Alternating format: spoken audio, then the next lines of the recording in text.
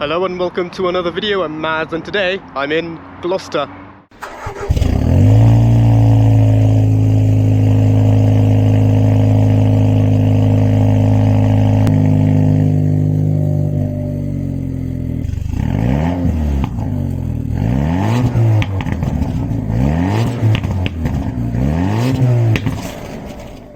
And in today's video I'll be trying out this Mercedes-Benz E300d Cabriolet. This is another courtesy car from Enterprise, albeit their exotics department. I've got this while the black E53 is in for recalls. So in 2 years I've actually had 3 Enterprise courtesy cars. And if you are a Mercedes owner of any caliber and you would like your car featured on the channel, feel free to reach out. A quick overview: this is a Mercedes-Benz A238 e-cabriolet. If you want the full overview for the E-Class, click on the top right hand corner of the screen or in the link in the description down below. In this video we're just going to focus on the cabriolet. So the first e-cabriolet was actually from the 124 chassis, the A124. It was also Mercedes' first ever mid-size convertible, and technically speaking there were convertibles prior, but they were roadsters such as the 280 SL Pagoda and so on and so forth. After the W124, or should I say the A124, there hasn't really been an e-cabriolet. There was a CLK cabriolet afterwards, but that shares the same underpinnings of the lesser C-Class. And then the first e-cabriolet after that was the A207. Again, E-Class by name, C-Class by underpinning. And then this came as a full drop-top E-Class. And then came the CLE Cabriolet, which again sits between the E-Class and C-Class. And of course, all of these cabriolets were soft tops. The only time Mercedes did a metal folding roof was with the SL, both the R230 and R231, and the SLK as well, only to go back to soft tops with them as well. And with these coupe and cabriolet, the 63 is unavailable, so the highest you can go is the E53. This particular car that I'm driving is an E300d, which uses a 2-litre 4-cylinder diesel with mild hybrid technology. Yes, a diesel cabriolet. And here's what the engine bay looks like of this diesel model. And one last thing, here are all the specs for this particular car. And that's pretty much it with this overview. All the other details are in the other video. So here is the front of the e-cabriolet, the A213, and here's the key fob, exactly the same as any other E-Class of this era. Just like the E53, it's got the power domes, the 2 double bubbles on the bonnet. This particular car has the black emblem, denoting that this is the night pack, and this very classy looking grille. You get this horizontal bar in chrome, and then you get little bits of chrome surrounding it, and of course you got the large 3-pointed star in the middle. Just like I've mentioned in the previous video, this plate starts with a K because this was originally registered near Mercedes-Benz's UK finance office, which is in Milton Keynes. Unfortunately, just like that E53, it's got the standard headlights. They are full LEDs, but they're not multi-beams. And again, you get that very odd black plastic section interfering with the LED eyebrow. Once again, AMG line, so the front bumper is more or less the same as the E53. Only the E63 had a proper bespoke front end. Another Mercedes, another signature on the driver's side of the windscreen. Coming around, this particular car has the larger wheels, though personally I prefer the twin 5-spokes that you get on the E53. Being a coupe, the mirror is mounted on the door as opposed to this cutout here. And unlock the car. There we go.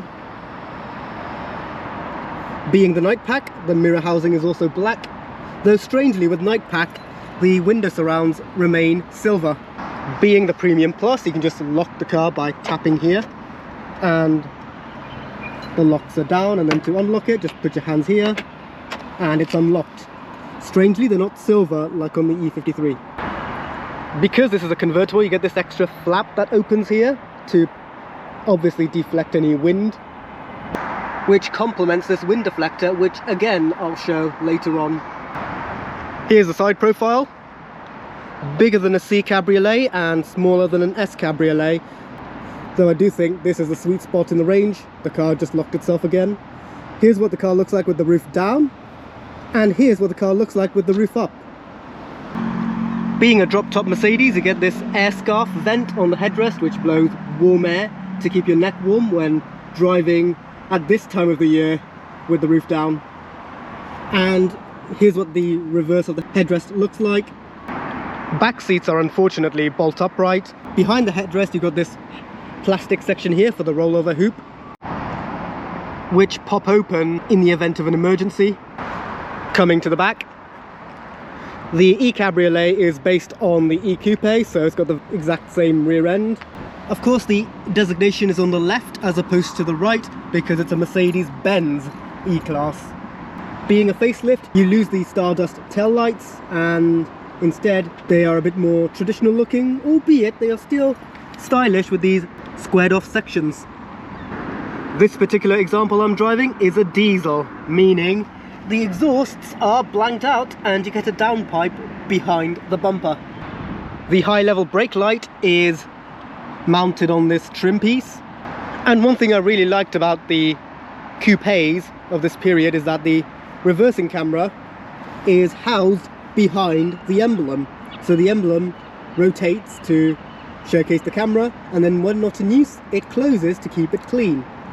And in the case of the E-Class, and not on the C-Class, you press on the top half of the star and it opens. And unfortunately the convertible's boot is compromised. Here's how much space you get. This section here is there to house the soft top and can be folded away when the roof is up to add more storage. But being a soft top, this is actually a better solution as opposed to the SLs with the metal folding roof. You can also fold the seats down from here as well. You do get a couple of tie down points. Unfortunately you don't get the fancy one here like you get on the saloon or on the coupe. You do get some underfloor storage. This handle feels very, very flimsy. That's all the space you have because this is a mild hybrid. And here is the fuse box. And if you want, you can just hang this here like so to keep the boot floor up. Unfortunately they didn't bother covering up the exposed metal on the underside of the boot. Here's the button to operate the divider for the soft top, and interestingly in this sticker here this car has the foot operated boot releaser or the kick function, and the image shows an S-Class instead, if it could focus. And the convertible, unfortunately, even in Premium Plus, you have to close it manually with your hand, like so. And also, very cheap plastic around here. Take two. Take three. There we go.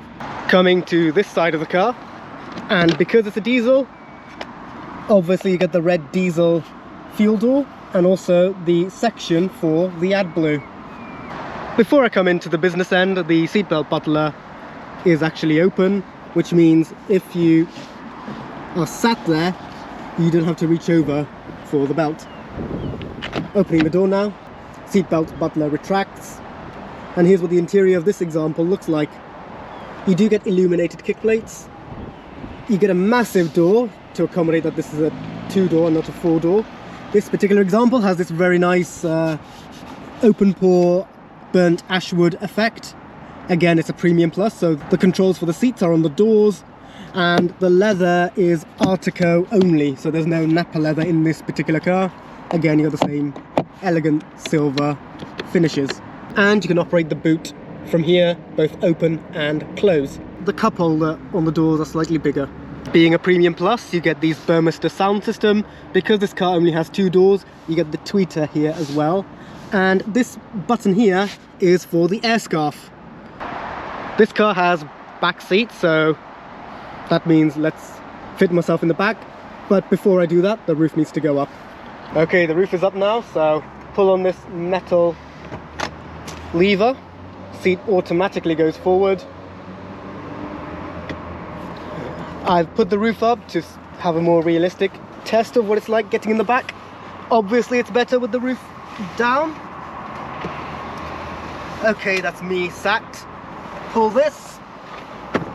That's in my driving position, and I'm sat in the back now. Sat in the back now, and in this cabriolet version, surprise surprise, I can hear a bit more wind noise coming from the back. But that being said, it does feel very watertight. The headliner, even though it's a soft top, feels like you've got a proper hard top headliner from the inside. Seats are unfortunately bolt upright, so long distance journeys can be a bit challenging, but sat in here behind my driving position I am perfectly fine, though I'm sure I'll get more footroom if I raise the seat, but personally I like sitting a bit lower into the car. Headroom is perfectly fine for me, though a 6-footer may struggle. Knee room is perfect. There's even these slight cutouts here on the back to add more knee room. Not that I need it in my case. And yep, the footroom is the only compromise here, but considering this is a drop top, this is perfectly acceptable. And you get these very nice aeroplane style seat back storage bins. You also have the option to raise and lower the rear window, thermistor sound system, stitching extended to the back. This is just plastic, but you do get Artico leather here. Artico leather is Mercedes speech for fake leather. This particular car also has a tri-zone climate control, so well, it doesn't let you adjust the fan speed, but you get 2 dials for basically one zone, so both sides control this. And you do get the nicer, much classier turbine style air vents. I don't understand why they didn't put that on the saloon and estate, and you get this very nice knurling pattern on the rear vents, which are also carried over to the front. That's just the steering wheel lock. The transmission tunnel raises slightly here. You get AMG floor mats in the back as well as the front. No center armrest. Headrests are very generous to the detriment of rearward visibility. You also get ISOFIX points here, very easy to access. And you get 3 different levels of cup holders. So you've got a shallow one here, you've got a deep one here, and you've got a tiny one here for energy drinks. There's even a little dome light here on this soft top. And finally, to exit the rear, just pull on this tab. Seat automatically pushes forward. And the door handle is a bit too far away, so I've got to really reach over. And we're free. Doors are very heavy, unfortunately.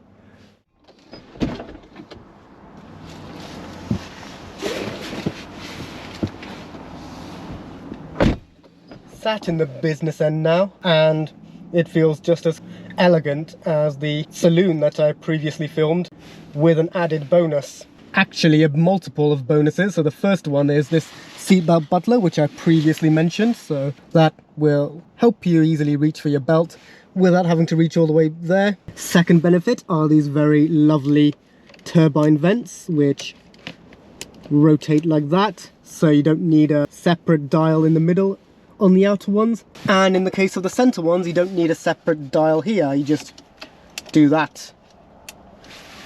And I think these vents do look very timeless. It's got the same MBUX system as the E53, being a facelift. You do get the nice 3-pointed star charging mat, as well as the cup holders here, which are removable. And here's what the open pore burnt ashwood veneer looks like. Probably my favourite veneer, excluding the carbon fibre.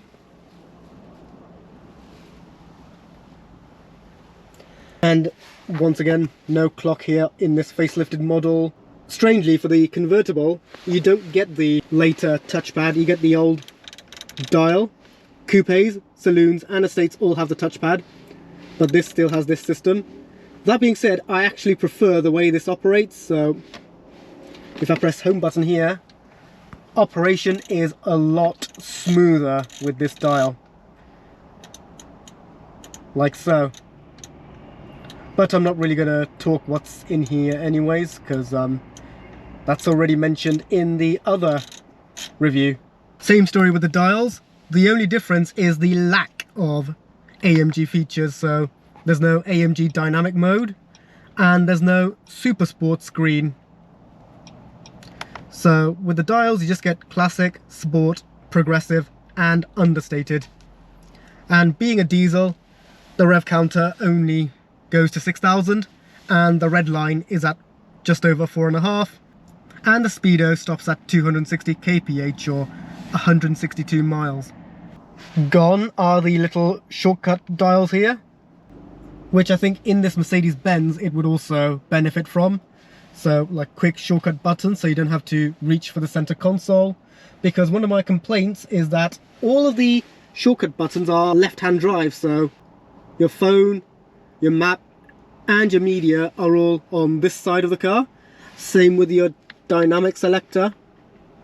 And because it's a diesel, you just get individual, sport, comfort and eco. There is no Sport Plus available, despite the W205 C-Class having Sport Plus, even in its 220d form. Again, other useful features are on the left hand side, such as the 360 camera, the auto stop start, the parking sensors. So this car also has the 360 camera, so the wide angles, the close-ups, the wheels so you don't curb them, wide angle rearward visibility and just a standard rear camera. Of course the rear camera pops open behind the emblem. And the right hand side of the screen reminds me of the original GTA games. And yes, even this trim creaks, like so. The bottom one is definitely better.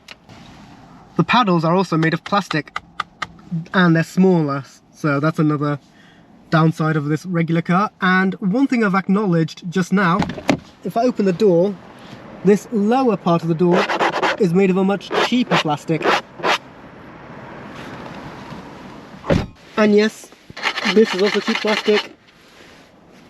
The center armrest is Artico leather, so it's not as yielding. Seats are Artico. These are the regular coupe and cabriolet seats. Better than what you get in the standard saloon in estate, but obviously these aren't as heavily bolstered.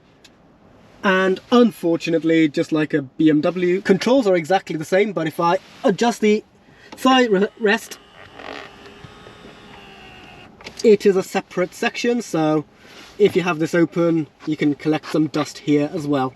AMG line is standard in the UK, so you still get the same twin blade steering wheel, which I'm not a fan of. But what I am a fan of are these sporty looking silver pedals.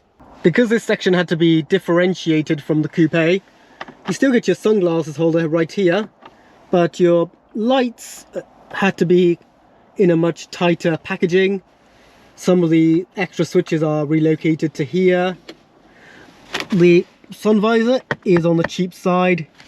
They could have wrapped it in with some of the Artico leather. There's your mirror, you get a nice light, here's your notes, and once again cheap-ish plastics here and here. One thing that is an improvement is the releaser for the center armrest, so that's an improvement. Again, you got the same cavernous center console cubby, so that's definitely an improvement for this soft top variant. This switch here applies the deflector on the front, this for the roof, and this if you want to drop all four windows together. Oh, and one last thing, the turbine vents also house some ambient lighting in them as well. Let's see what it's like opening the roof.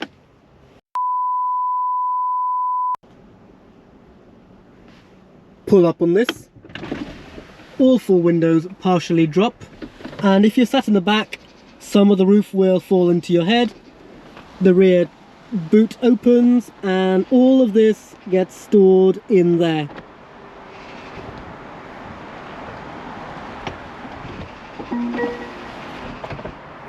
That was there to tell me that the roof is down. This button here drops all 4 windows, but you have to hold on to the button, like so. This is for your wind deflector.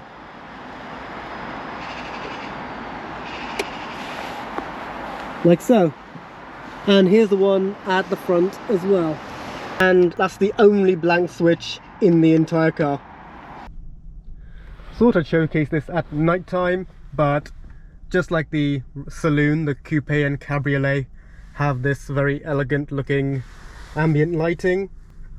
Up to 64 different colours to choose from. I chose this turquoise colour. And the bonus with the coupe and cabriolet, not only are these turbine vents, but also the turbine vents also illuminate with the ambient lighting like so.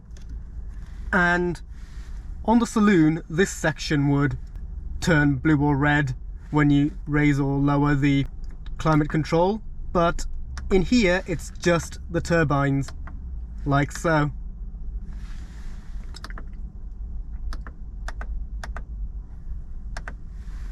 So that's the exterior and interior done now, so let's see what this car is like to drive. So seatbelt buckler's all the way at the very back, so press the button here. And the seatbelt button's back.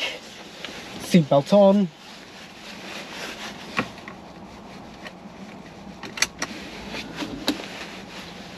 Foot on the brake, start button. Might as well put the window down.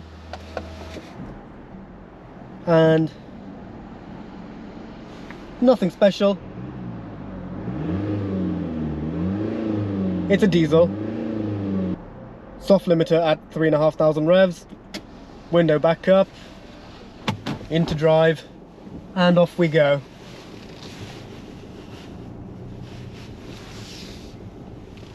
So from first impressions, it feels like this car that I'm driving could even be a coupe. It is very quiet and very cosseting.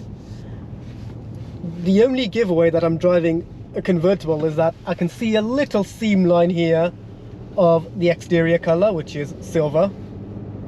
If it weren't for that, I would have thought I'd be driving a coupe. And for the record, I have had a passenger ride in a coupe E53 in Weston-super-Mare. Unfortunately, even the coupes don't get the grab handles. Very sunny here. Onto a red light. This car does have the same EQ charge. I've got my average MPG showing. When I was driving from Tetbury to here in Gloucester, I've been averaging 42.2 MPG, which compared to the petrol car is quite good, but 2-litre 4-cylinder mild hybrid diesel only doing low 40s compared to the low 30s I was getting in the AMG. I don't think it's worth it, but I'm sure this diesel will make more sense if you're planning on doing lots of long motorway journeys whilst having the roof down and enjoy topless motoring. But yes, it's a bit of an odd combination having the drop top option and having this very rough diesel. With the roof down, you'd probably want to have a slightly nicer tone. But that being said, it's still doing its job very well. It's not at all sporty, kind of like a junior Bentley Continental Cabriolet. Someone just jumped in front of me. And we're at a red light. And the engine turns off around 3 miles per hour. That's the minor benefit of having the EQ boost. Between 1500 and 2000 revs, there is quite some noise coming from the engine. It's not bad, it's not coming out of the speakers like you get in some other cars like BMWs. And even though this is basically a drop-top version of the E-Class Coupe, which is a coupe version of the E-Class Saloon, its competition is dramatically different. Its closest rival, most likely, is the BMW 6 Series. But the 6 Series doesn't come with a 2-litre 4-cylinder petrol or diesel. The entry-level car, well, the entry-level 6 Series is either a 3-litre straight six petrol or a 3-litre straight six diesel. So in that regard, it does have the advantage of having options. So you do have the 2-litre 4-cylinder petrol and diesel, if that's all you can get. But if you do want a very nice smooth driving experience, you do get the V6, which was then later replaced by the straight six. This facelifted model, the 6-cylinder option, will be the straight six. Even though I'm driving an AMG line, it's gliding over these speed bumps and undulations very well. Again, being a Mercedes, it's got that very light steering, which makes perfect sense in this particular car. This is supposed to be more of a boulevard cruiser than an out-and-out sports car. The 6 Series is more likely your pick if you want an out-and-out sports car. And really, this end of the market, an E-segment drop top, there aren't that many out there. In fact, the 6 Series has been dropped by the 6 GT, which is a sloping, roof-lined 5 Series, and then the 2-door versions have been replaced by the larger 8 Series, which is more S-Class coupe and cabriolet territory. In this case, the e-cabriolet has a tougher competition. Setting off, this car is effortless. Only the slightest push of the accelerator and this car starts moving. The benefits of this diesel car is that there's a lot of low-end torque, so in the real world this car does have a lot of get up and go. Zebra crossing, and again, off we go.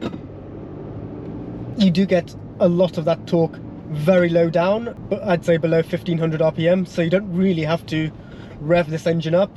You can just keep it well below 2000 RPM and the car will do its thing for you. All E-classes in the UK are automatic, and Mercedes did offer the wet clutch on the E63, but that is saloon and estate only. In comparison to driving the saloon E-Class, one of the biggest compromises, I would say, from a driving perspective, will be this very narrow windscreen. With the sun visor down, more than half of my view is blocked. And of course not the mirror itself, but the bezel behind it also cuts into the visibility a lot. I'm not exactly tall, but there's very little headroom. Luckily it's perfectly fine here, but from here it does feel a little claustrophobic. But then again, I am nitpicking. Off we go. Into the city centre. Luckily, being a Euro 6, it is allowed in most big cities. But the nature of diesels is they're better off being used in long distance journeys, so a blast down a national speed limit road to obviously clean out its filter. And diesels that have only spent their entire life in urban environments, they never get to have their filters cleaned up. So if you do live in the city, I strongly recommend getting its petrol equivalent, even though the MPG in this car is higher. Right-hander coming.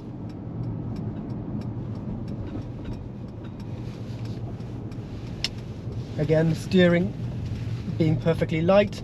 Even in this 2-litre diesel, you get a flat bottom steering wheel and perforations on 9 and 3. Again, this is all cruiser first and sports car maybe 4th or 5th. It is rush hour here in the city centre. There is some noise coming from the back, but very little. Obviously it's not as isolated as its hardtop equivalent, but it's doing a very good job at it. In fact, take that back, it's doing a great job at it.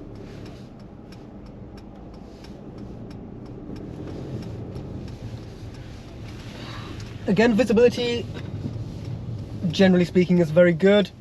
C-pillar is obviously, well, not the C-pillar, but the equivalent, I should say. The rear 3/4 is a little larger in this drop-top version, but obviously that will be improved the moment you put your roof down. Okay, sharp left-hand turn. These seats are not as bolstered as on the E53, but how do they cope? Okay, I did slip ever so slightly. Body roll was somewhat there, but not major.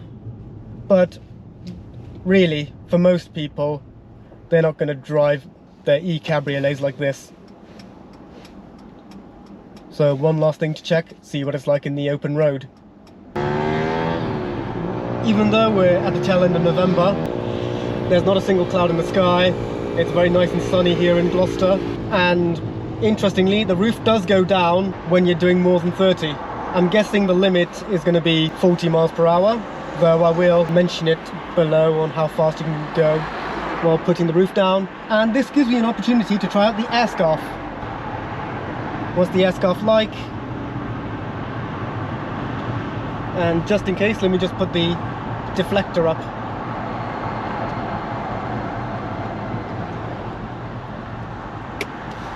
Okay.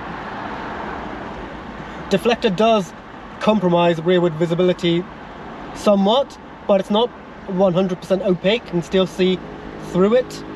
And of course I still have my 360 camera if all things go a bit pear-shaped. And may I just say, that is a very, very strong heating element. I'm guessing they really want you to drive this car top down in the cold. And it does add a sense of occasion, even though I'm driving 20 odd in this rush hour traffic. And it does broaden the experience, even though I'm driving what is basically a coupe with its roof hacked off. And generally speaking, it is better to buy a convertible that was originally designed to be a convertible. But this is still good. This is still doable. I'm doing 50 now. Will the roof go up? Okay, so 37 miles per hour is the fastest you can go in order to operate the roof. And I'm currently in a 50 zone. Yeah, that air scarf is very, very strong. So turn that off for now. I think on the S-Class Coupe they added in the air scarf feature as well. Not that the coupe owners need it unless they want to drive around with their windows down to show off the lack of B-pillar. And of course there is a switch here where I can drop down all 4 windows. I'm not going to do that right now because it's going to be too tricky. And well, let's put the car into sport mode. That's eco. Other way around. Put the car into sport mode.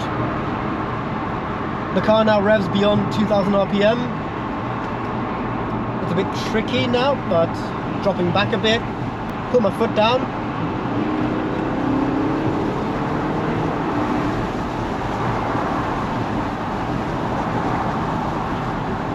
Again, it's not very dynamic. It's not very aggressive. It is very progressive, and it does make progress, that's for sure.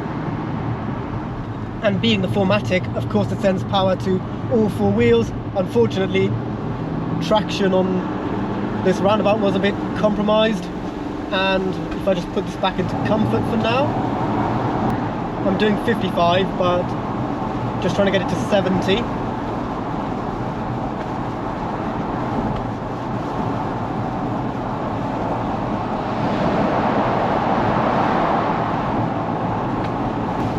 Okay, so this car is a 9-speeder, but it only turns into 9th gear when you're at the very top.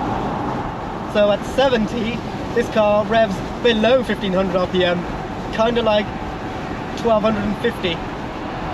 So yeah, that's very good. Let's do a U-turn, see what it's like in manual mode.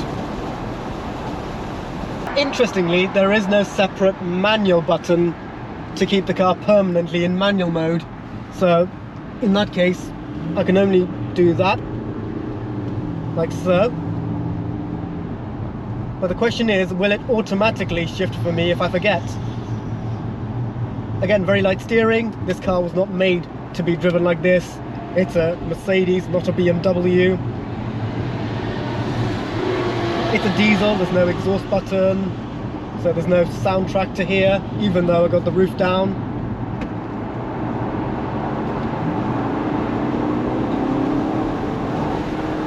Okay, beyond 3,500 RPM it does start to feel fun to drive. Not BMW levels of fun to drive. The E93 I think really drove well.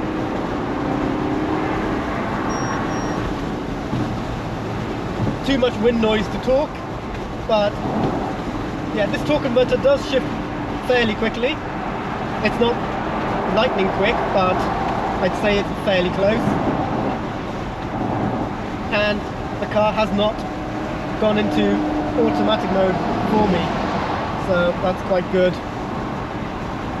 But yeah, let's enjoy this car a little bit more, head back to the car park and finalize this video. I really need to put the roof back up. Actually, in dynamic mode, when you set off, it does feel quite racy.